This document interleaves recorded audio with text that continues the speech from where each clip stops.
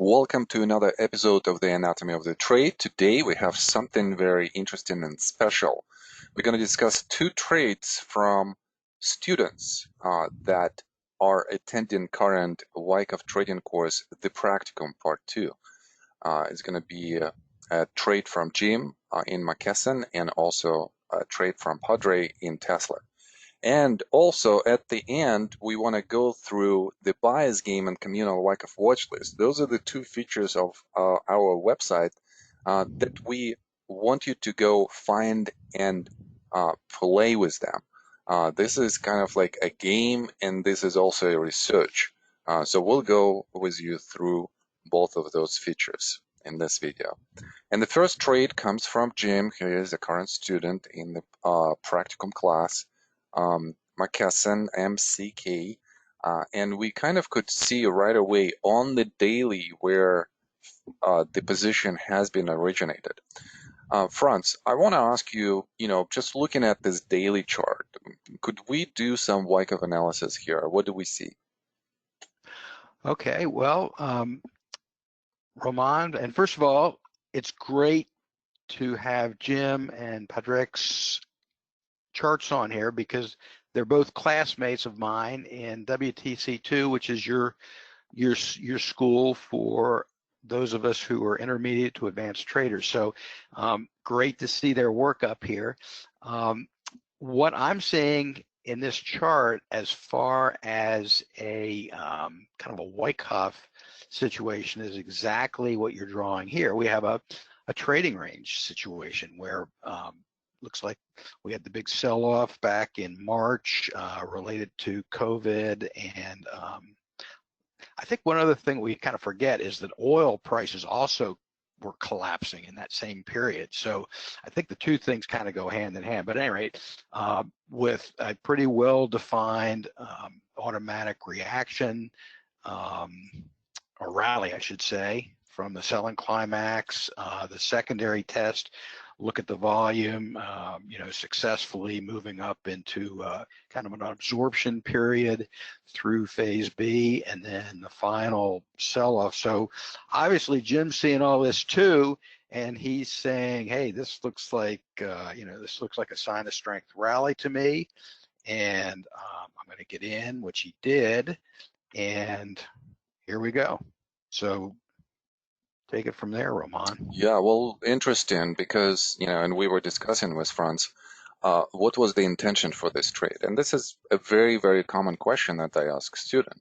Was the intention for the long-term trade, or was the intention for the swing short-term trade? And the answer from Jim came as it was a long-term trade. So we would be expecting that the holding period, especially if this is a winning trade, would be, quite substantial. And the idea here, as Franz walked us through Wyckoff labeling, was that if we have a sign of strength, we would be expecting some kind of backing up action. Usually this backing up action is going to start with the change of behavior. And we kind of see that in this area right here. So to me, Franz, the point of entry is actually, quite good. I mean, the only thing that I would be questioning about the point of entry is we're entering around the breakout area on the sign of strength, not necessarily my most favorite point of entry. Why? Because you're going to have some inefficiencies when after the change of behavior, the price comes back to the support like this. So in a way, you're parking the capital, and the capital is not working for your long-term trade. So that was a little bit of the confusion because the exit, as we could see, actually happened on that change of behavior bar, and there is no long-term trade continuation. So I would say that, that should go into the variance. But having said this, Franz, what do you think about the actual trade, the actual entry and the actual exit? There is an add-on here as well. And even though, this is daily, so we probably should be looking at this. If the exit was so fast, we probably should be looking at this on the intraday, but we only have the daily. So, Franz, what are your thoughts about the actual trade? Well, and first of all, when what I find is the shorter the time frame, the higher the frequency, the more I start thinking in that time frame, rather than if I'm thinking, hey, this is going to be for me a campaign type trade, a position type of trade. I like to back up even into the weekly or even in the monthly to kind of get an idea for what's going on here. So maybe that, that's something to think about, because I've been in the exact same position where, I get into a stock, I'm thinking, okay, this looks like a great, a great position trade for me, a great campaign, and we get kind of shaken out. I think from the standpoint of looking at this as a swing, it's great. Okay. If that was his Yeah. intention, because the entry's good. He gets the immediate, kind of kickoff. The character of the move up is nice, and then he's got a stop set at the right place, so he's out. So if that was his intention, right on. But well, Franz, let me ask you this question. I mean, like you said something very interesting. You said sometimes I too, go into the trade, and then I kind of lose the sense of the intention for that trade. So I come into the trade with the long-term intention, and then on a short-term swing, I'm out. Did I understand that correctly? yes, exactly. Okay. So, and we kind of seen this from Jim here as well. So my question, what do you think the mistake is? Is this an incorrect entry, incorrect exit, or maybe incorrect analysis, just interpretation that, we thought that this was an accumulation and maybe it's going to turn into the distribution? What do you think out of those three things, the mistake is?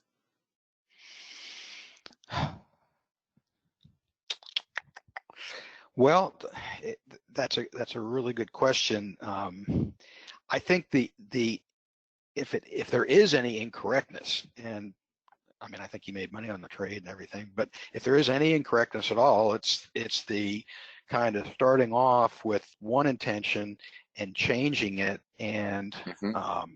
And acting as if this is the intention, like the swing intention instead of the long-term trade intention. So, right. I guess, we could say yes, it is a profitable trade. But, for those of you who are in the practicum class, obviously we want to be a little bit more advanced than just making money.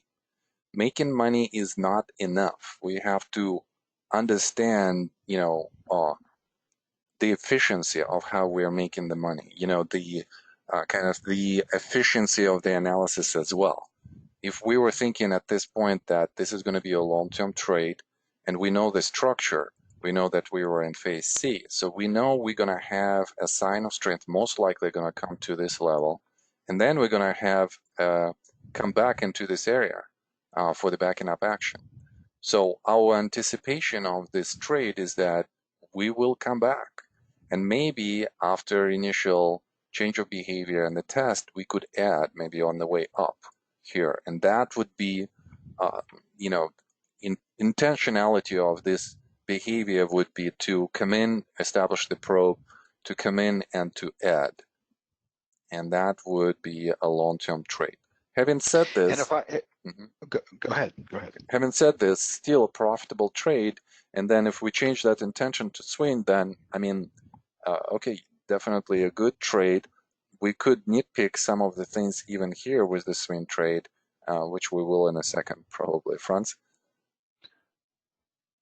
Well, the other thing that I would say is it's really, really, it's different when here we've got it laid out. We know what's happened, but when you're living through this, when it's reality and it's bar by bar and it's your money on the line, sometimes these sell-offs in backing up action can be scary. Yeah. And what I would take from that is that if we recognize this is coming, one other thing that you've pointed out many times is that often the first change of behavior in the backing up action is the limit, is the down limit. That's where you're going. Mm-hmm. So if I'm real comfortable, if I like this stock, if I like this company enough to be thinking about it from a long-term kind of campaign perspective, I'm salivating when I get this, when I get this initial sell up, because to me that's really probably the best point of entry that I'm seeing on this chart, Well, let's other kind of than all the develop. way back in phase Yeah, C. I really like this thought, Franz, and let's develop this a little bit more. So let's say that we are in the long-term trade. So what do we do here? Let's say that if we enter in here, which again is not the most efficient entry because the price will come back into the backing up action. And as Wyckoffans, we know that this is usually what's going to happen. And as Franz said, this character of this first initial reaction is going to be the character of the change of behavior, where we're going to see the increase of the supply, the price is going to accelerate to the downside. So that could look scary.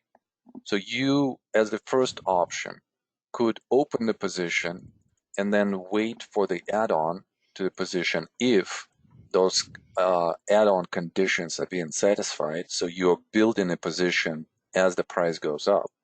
Second scenario, let's say you enter in your first scaled in position, and then you're getting out somewhere here, or you're scaling down just to re-enter somewhere later on. And it doesn't really matter that you're gonna scale close to your exit.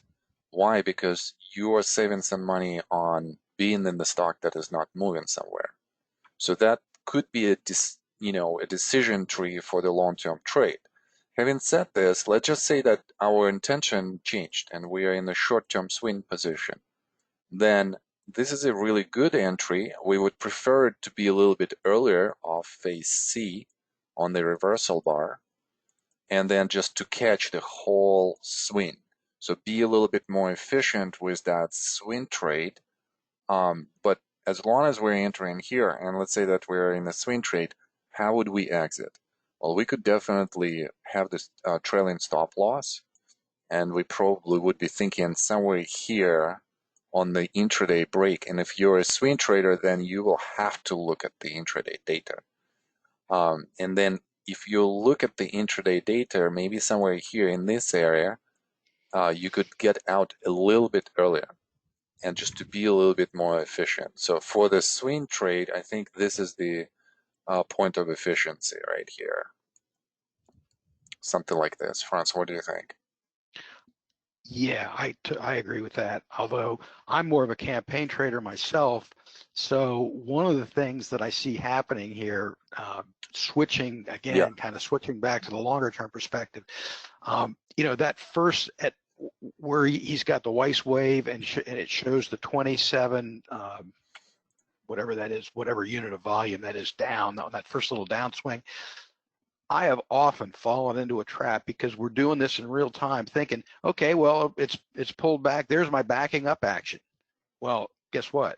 We see what the real backing up action looks like. So one of the things that I've done to help me kind of get better at these entries, and especially from my perspective, waiting for the backup action to actually complete itself, more or less, is to go back and do these simulations, go back and practice this, see how previous stocks react, and kind of get a feel for it. I'm sure Jim's doing this too because he's an advanced student, but you can't practice too much. Okay, well, really great thoughts here. Again, we're kind of coming from the perspective that one of the mistakes is thinking about a long-term trade and then converting it into a swing trade. The swing trade would play out slightly differently on the entry and on the exit. The long-term trade also would play out a little bit differently.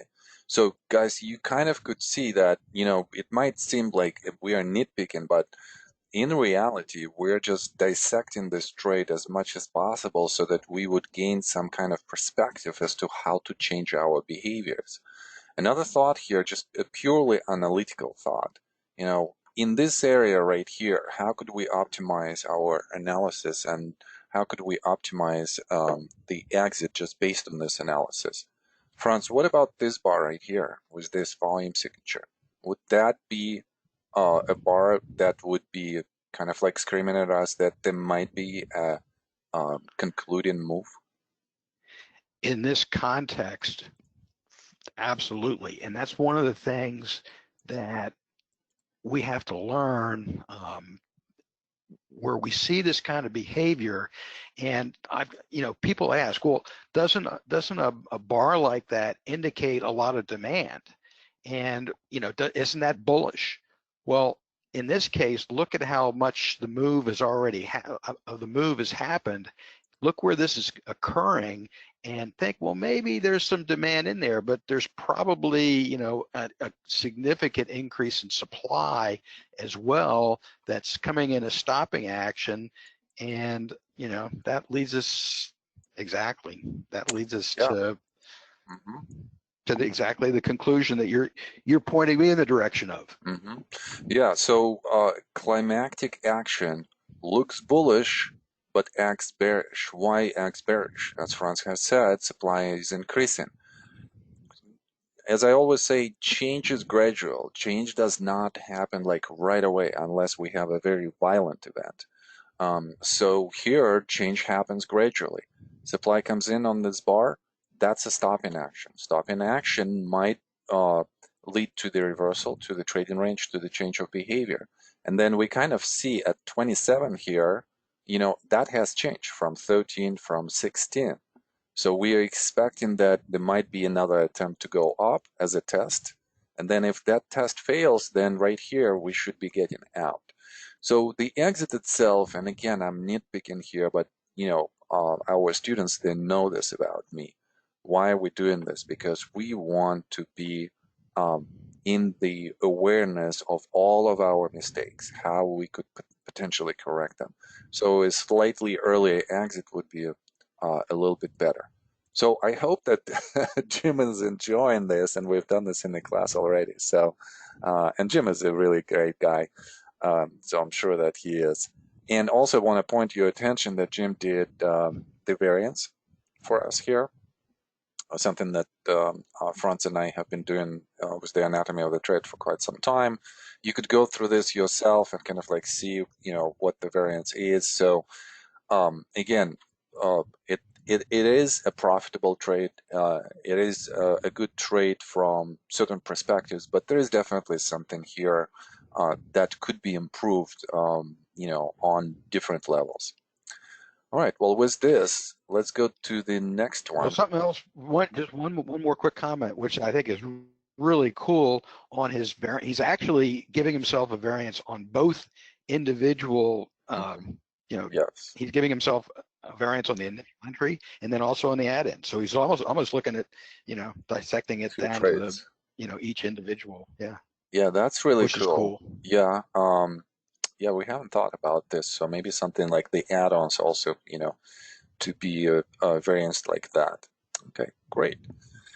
Let's look at another trade. So this trade is actually still unfolding. And Padre brought this to our attention in the classroom, I think a week or two ago. So on the daily chart, let's look at the structure and let's talk about where we are with Tesla. So we had this big drop, COVID-19 drop. We had a very quick momentum move up, and then we went into the consolidation. And here is where the entry has happened. Now, when we look at the entry on the intraday, and I'm going to take another color just in a second, uh, right here. Here's where position was opened. Now, this is a perfect entry. And I usually kind of chase those myself, the perfect entry, perfect scale in, perfect exit. That's just my personality.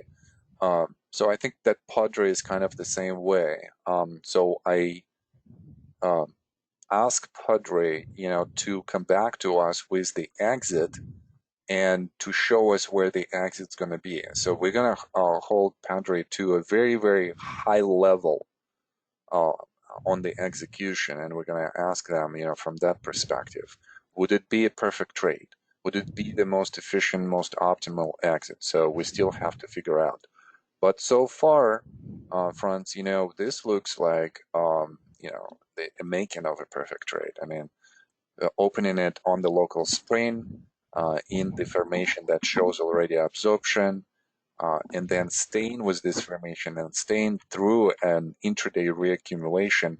And what a nice payoff. And Padre emailed me yesterday, and he sent this chart, and he said that the intention is to hold on for a couple of more days and see how this trend is going to develop. What are your thoughts here on this trade? Well, my thoughts are, I'm very jealous of Patrick because this stock is on my watch list, but I'm not in it, and he is. So that buying on the LPS on that bar that's maybe even got in on the little shakeout action in that bar before it reversed, who knows? But like you said, great entry, great timing. Look at how he just has to wait 4 bars before instant gratification almost. And then I think he's got phase C well, so he knows what's coming next, the backing up action. Guess what? He's still in it. And then when he moves that stop, well, he's got a stop loss at the perfect location. We didn't talk about that, but stop loss 1 is underneath the whole little range going on there. Looks great.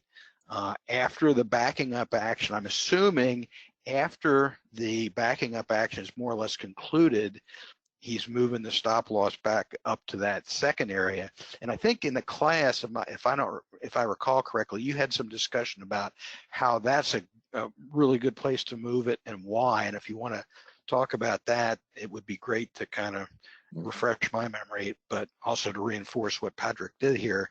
And then again, as we get another move out of the consolidation and the backing up action, just keep trailing that stop. I mean, this is a thing of beauty. Yes, it is. And Padre, really good job. Again, we're looking forward to see where the exit's going to be. Well, having said all of this, now let's forget about all of this praise and let's just start thinking about nitpicking on things. Well, first of all, even though this was a perfect entry, I think that with this type of risk parameters, because this is a very high flying stock, this is a high momentum stock. We have to think about optimization of this trade as well. So what are the thoughts that are coming in, into my mind? Well, look at the daily chart first. When you look at that and you see that this was the change of character that led us into the consolidation of the triangular formation. When we have the apex formation, we know a couple of things that are going to happen. First of all, the volume signature is just going to go down. This is an indecision point where buyers and sellers are still not resolved on the directionality of what's going to happen next. So therefore, they are less and less, trading there. Volatility goes down with that. And therefore, out of that, usually we have a big move on the breakout, whether to the upside, to the downside, and the price should really travel quick. So therefore, the question that becomes here is, what's the most optimal stop loss here? We probably have chosen here the most conservative stop loss that we could have just based on this analysis. As we're seeing how volatility is so low, if indeed we are correct, the price will go in our direction and it will travel, very quickly. So the stop loss could have been a little bit closer. Look at the stop loss here, $130, or around. So we can't really put on additional size right away. I would probably be thinking that maybe somewhere below 760 here, below this last bar that is so damaging, but only temporarily. And we see that we have an attempt into phase C to do the same, and there is no supply whatsoever. A part of this bar is the demand bar. So I think it's pretty safe to put the stop loss here and diminish the risk parameters here so that our size would increase and we would benefit more. So that's thought number one. Our second thought comes with the idea or our discussion about what Jim has done in the previous trade. Because these are kind of, in a way, the way how the trade develops are the same trades. We're getting into the position with an idea of a swing, so Jim got in somewhere here instead of early on. And then we're expecting a sign of strength and we're expecting a backing up action. We know that, again, in a good stock, the change of character, first swing down and the backing up action is going to have that increase of supply. And the price will go down. And it was some kind of local momentum increase. And that's exactly what we see. So here, Jim's decision was just to get out. Decision by Padre was to hold, which is great. So that's the next point. Another point here is that if we are in such a great trade and position has been opened, and we still have, relatively high, big risk, after the sign of strength, add to the position here. That's number one. After a more meaningful backing up action, add to the position again, and you could have multiple spots here. And then the last point here that I want to make is the movement of the stop loss. So obviously, we want to see that commitment, so we could probably move the stop loss a little bit faster once we have this commitment, this breakout. After the backing up action, we could move the stop loss right underneath where we've entered. That's number one. Secondly, when we have another breakout, and this is exactly what was done, so Padre, this was great. On this bar, once the bar concludes itself, we see the commitment to the upside, so that stop loss moves here, so that's awesome. And I really do like the third stop loss. Why? Because there is, again, this gap acts as a sign of strength, as a significant bar. If we look at the true range, and then just moving it here, not giving up on realized gains, and yet allowing the stock to have some weakness into the gap and then recover and go up more if it does so. So, quite a good stop loss strategy right there. So again, I'm kind of nitpicking here, Franz, but there are definitely some improvements that could be done here. So even though it looks like a perfect trade, we're always going to be finding something that could be better. Final thoughts? Well, I really liked the way you described the apex because that is kind of classic behavior. And seeing that, I'm going to have to go back and replay this because this is why you're the teacher and I'm the student. But really good discussion there. Good, and that, just a great thing to kind of brand into your analytical hide to remember when you see an apex. Think about, is the volume decreasing? And if it is, that means that the move out is going to be aggressive and you're going to want to be part of it. And the stop loss, I really like the discussion of, the risk and the ability to, read the formation maybe with a little bit deeper kind of understanding and give yourself a shot at even putting a bigger position on than you would with the risk that, with the conservative stop absolutely. loss. One of the things that I always tell my advanced students is that there are quite a lot of opportunities in the market. So we always going to be looking for those as speculators. But out of all of the opportunities that exist in the market, you're only going to see few. Once you see those, you might miss quite a few. You're not going to act on a lot of them.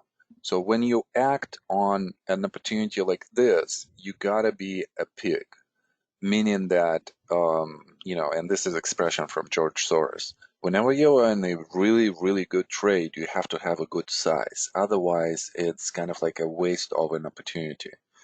And as I said, there are quite a few opportunities, but recognizable opportunities by us, there are fewer. The actionable opportunities, the ones where we act, even fewer.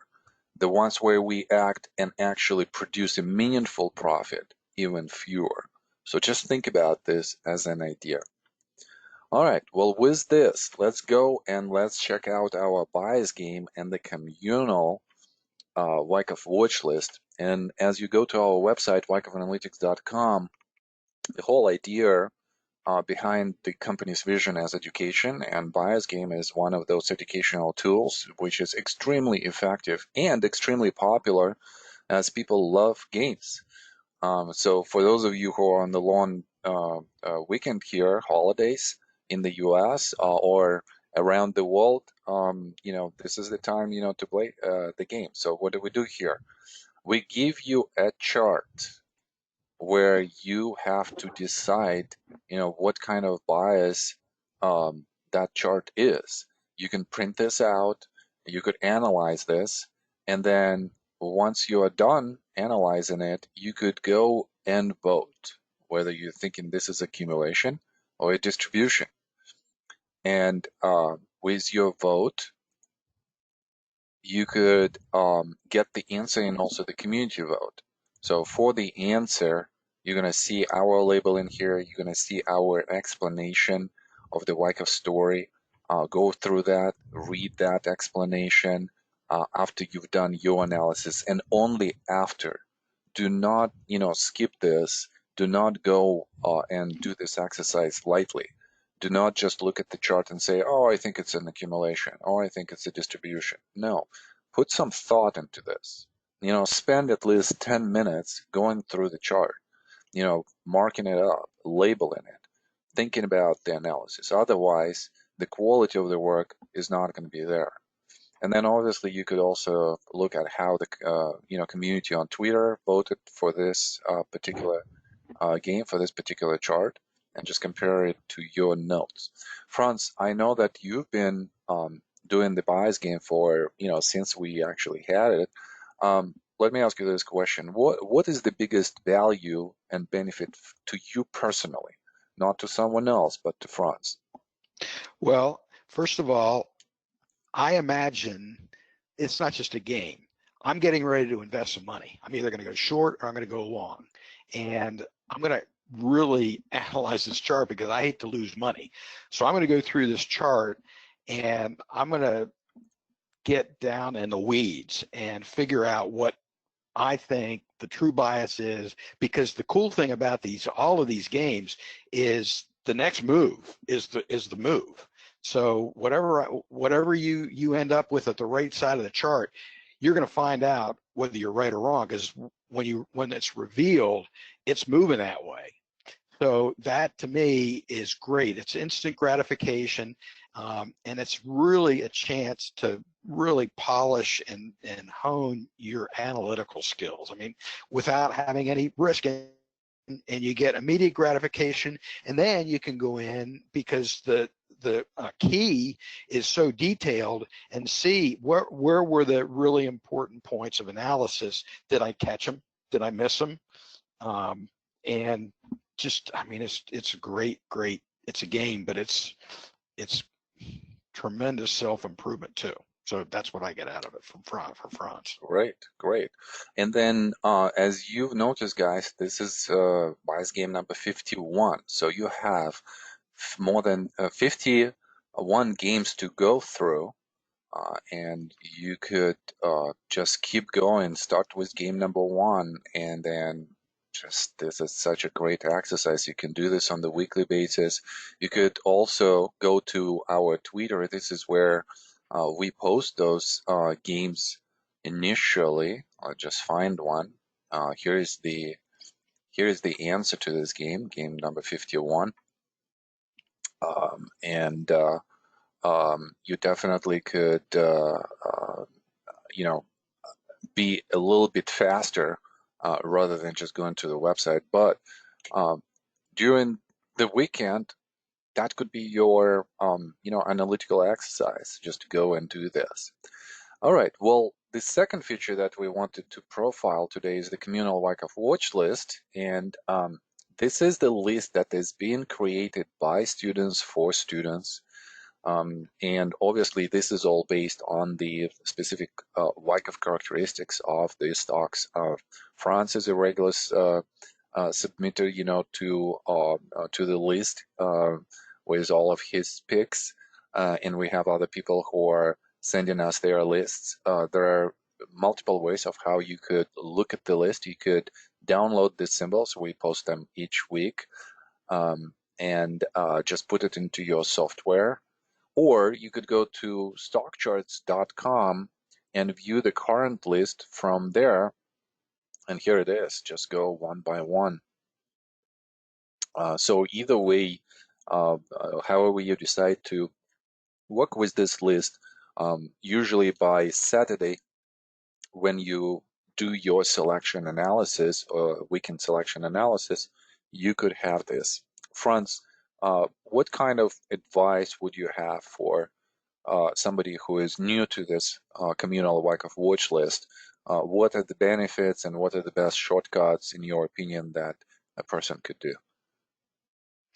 Well, first of all, I think there are what 5,000 or 6,000 stocks available just in the United States that potentially you could look at and spend your entire life trying to figure out what are potential winners. What this list has done is distill down to, I think, what is it, 120 or so total names on the list on average, maybe a few, maybe a little bit more, maybe a little bit less. But all of these stocks have characteristics. Doesn't mean every one of them is going to work. Obviously, this is not investment advice or recommendations, but this is a very, very fertile garden to be looking at for ideas, and then to take those ideas and do further analysis. And Roman, if you could just, I think it's great the way, because I know you use this for a lot of your ideas. Just real quickly, what's your process is so simple and so elegant that I think people need to hear about how you go through this watch list and come up with your ideas. Yeah, well, I just go through the watch list, and maybe this could be something that we could discuss in the next video next week. Okay. But just going through the watch list and just thinking about a couple of things. I usually think about what's the causality, where we are in the structure, what could we anticipate? Is there any relative strength that represents institutional presence? And then if the stock is interesting to me, so I'm going to say, yeah, I'm going to put this on my short watch list. And then out of that short watch list, which could be between 20 to maybe like 30 stocks, each day I'm going to create my daily watch list. Well, those are the stocks that are actionable today. And usually I'm going to end up with about maybe like 5 to 7 stocks like this. And out of them, maybe like 2 or 3 will be acting in the correct way during the day. So I might take actions on those. And that's the whole process. But we definitely could talk more about this in upcoming videos. All right, well, Franz, I think that we are done for today. First of all, for those of you who are in the US, enjoy your holiday, and come back to us next week. We're gonna go a little bit into a summer schedule, so some of the weeks we probably gonna miss here and there. But it's great to see that we have a very steady viewership at this point. So thank you so much for viewing our recordings, and Franz, thank you for being here and discussing all of these trades with me. Thanks, Roman, and happy holidays to everybody in the U.S.